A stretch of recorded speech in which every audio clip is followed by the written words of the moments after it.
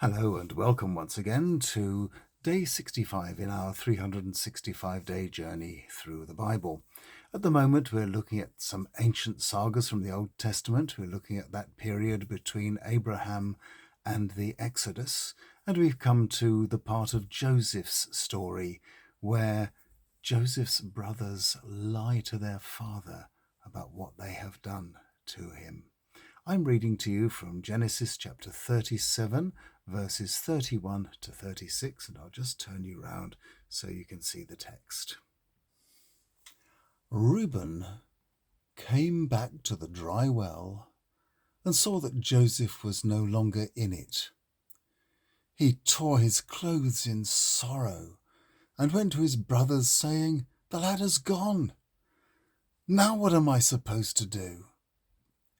So they slaughtered a goat and dipped Joseph's long robe in its blood, and they took it back to his father. They said, "Look at what we found. Is this your son's robe?" Jacob knew it was his and said, "Yes, it is his. Some wild beast has killed him. Joseph, my son, has been torn to pieces." So he tore at his clothes in sorrow and dressed in sackcloth. For a long time he was in mourning for his son. All his children came to comfort him, but he refused to be consoled. "When I go down to Sheol to be with my son," he said, "I'll still be mourning." And he went on mourning for Joseph his son.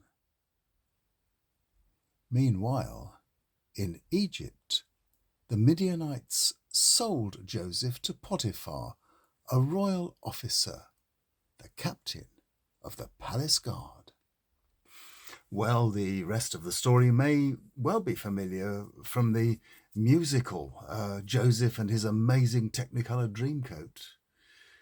Joseph remains a dreamer, and under God's protection, he does amazingly well. Although it doesn't start that way.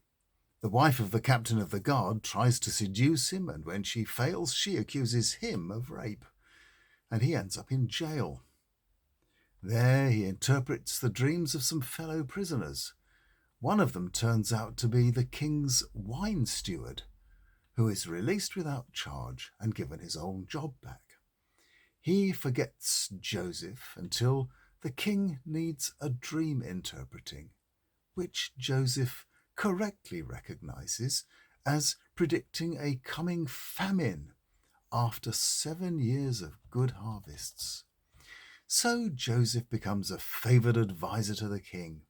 He is put in charge of the arrangements to mitigate the coming famine, and when after 7 years it arrives, Jacob sends Joseph's brothers to Egypt to buy corn.